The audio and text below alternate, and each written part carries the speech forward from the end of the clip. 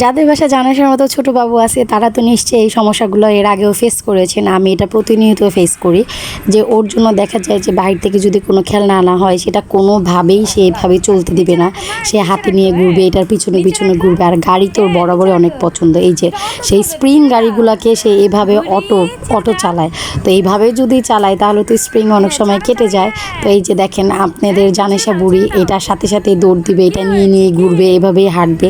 মানে তার কালারিং জিনিসগুলো অনেক ভালো লাগে, এই বয়সের বাচ্চাদের বোধহয় এরকমই লাগে।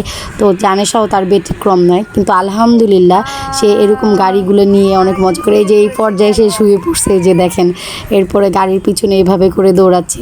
মানে বাচ্চা তো এর জন্য ওরা অনেক এনজয় করে। তো আপনারাও অবশ্যই জানাবেন যে জানেশার এই ছোটোখাটো ভিডিওগুলো যে আপনাদের সাথে শেয়ার করে কাছে কেমন লাগে এটা অবশ্যই জানাবেন।